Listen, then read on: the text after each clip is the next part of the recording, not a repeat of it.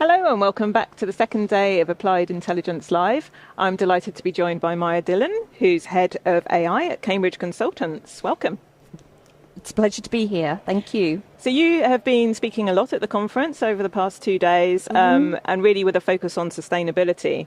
Can you talk to us about how you think greater AI assurance and trust can enable sustainable and scalable technological process? Yes, so I introduced actually to the cohort and to our attendees the concept of CC's AI Assurance Blueprint. And sustainability is actually one part of that narrative. The objective of AI assurance is to use a set of processes and frameworks under the guidance of legislation to evidence and communicate the development of technologies. And there are like 6 pillars in it, and then it's all based on top of human-centric design, ensuring the welfare of the user, first and foremost. And there are things around ethics, regulation, security, privacy, technical robustness. And layered on top of that is, if you evidence on all those pillars, what you will actually have is a transparency in the way that technology is developed, and you'll have accountability as well. Now, on that like horizontal platform part that I had where I added sustainability on top of that and said something along the lines of, we are attempting as a community, a global community of scientists and innovators, to find ways of making AI itself much more sustainable, less energy intensive. But we're also looking at how AI could be applied to sustainability. Now, if we have things like a transparent process and accountability process, we can actually see where the resources, the time, the energy, waste, even if you want to go that far, is spent in not just the development of AI, but how it's actually rolled out. So you can imagine things like it applied to logistics, supply chain, the changing climate, the economic uncertainties. We have a war on, unfortunately. All of those things are conspiring to have, to impact the supply chain. So being able to anticipate, change in demands and supply, and also how energy is being used, so like fuel costs and et cetera, that allows organizations to be proactive about how they send out their products and how they import as well, and how they make sure that they actually meet users' demands as well, and are able to, do everything from making sure things are on the shelves and people are fed, right? So by using AI assurance frameworks, you can create systems that have that human well-being and welfare in mind, and in turn, that's actually synonymous with making sure that the process is also sustainable, right? So you are managing not just resources, but you are actually catering to individual communities to make sure that their needs are actually met as well. I hope I answered your question. It was kind of like a broad scope of how those things are put together. Yeah, no, it's great. So obviously, to take the sustainability piece, it's something that as a community we're aware of and trying to embrace. Yeah. But there is I think a concern that it's easy for companies to pay lip service to, claiming CSR policies and things like that. But obviously we need to measure it. We need to understand what actually has a beneficial effect. Yeah. And the frameworks in place to actually create sustainable action.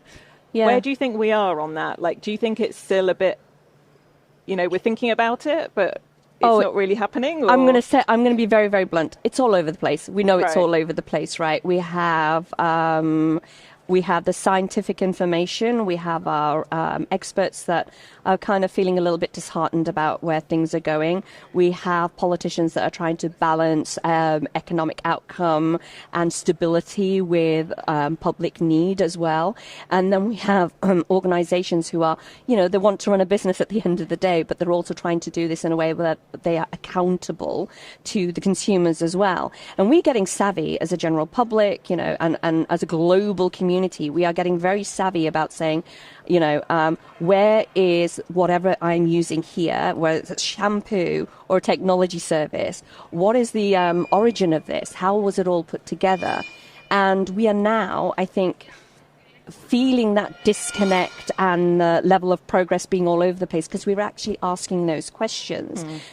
Yes, greenwashing is a real thing, unfortunately, and it's very, very sad, but it's been found out much quicker. But what that means is there's now becoming an impetus to make some of those policies and regulations much more real and tangible. The challenge over the next coming few years, and this is of great concern to everybody, is making sure that we act on the original agreements that were made, last summits. How it left everybody feeling sort of disheartened, but we need to actually start really accelerating develop around sustainability. But it's a community involvement, and everybody's got different agendas. But the reason that we are noticing that disconnect is because we are actually asking questions and holding people accountable. In some regards, it's very, very positive, but then what that actually means is there's stuff we need to do to actually make things happen. So that's my practical, pragmatic play and view on how things are at the moment. I think it's a good place to be because we are now empowered to actually do something about these the changes that are needed. And if you were speaking to an enterprise who wants to make positive change but doesn't know where to start, because obviously there's so many aspects to this, do you have 3 pieces of advice to focus their efforts? Yeah, well, let me see if I can condense that down. First and foremost, no one is existing in a vacuum, right? There are. I talked yesterday about cross-sector collaboration, academia, governments, and businesses, but also inter-market sector collaboration as well. So learning and opening the narrative and dialogue rather with other organizations who may be further along, the process is absolutely vital. Building on those successes is actually how you accelerate. So opening up the dialogue, speaking to organizations who have experience. So I'm from Cambridge Consultants, as you know. We have that experience and we'd be happy to have those conversations. The second thing is it's not about getting it perfect straight off. So iterating on a solution and seeing what works and what doesn't. That fail fast approach is actually going to help us come to impact on solutions much, much faster. And we're going to learn things that we wouldn't have learned if we were just, sitting there and thinking, if we theorized about this working, this is where we may have as an outcome. We can only build on success. Yeah. So, making things practical and iterating as well. The third thing is to instill a culture of sustainability first. Now, I talked last year about people, planet and profit, and how that if we were to businesses and organizations focusing on any one of those circles or those areas, actually find themselves at, with discourse and butting heads with different ideals, because being economically impactful always has some kind of issue around putting the planet first or people first. And so the motivations become competing. So, but if you were to actually say, okay, let's look at the intersection of people, planet and profit and begin with sustainability first. Okay, what would be a sustainable, profitable and economical outcome that would benefit people? That top-down approach actually simplifies a whole bunch of processes. So first do that initial, almost like an inventory of where you are, where you'd like to be, and it's trying to the next step is trying to remove that complexity. So I would say have a think about any plans that you're wanting to implement. What does that mean on the top level? And then break it down. And that should theoretically remove some of that complexity.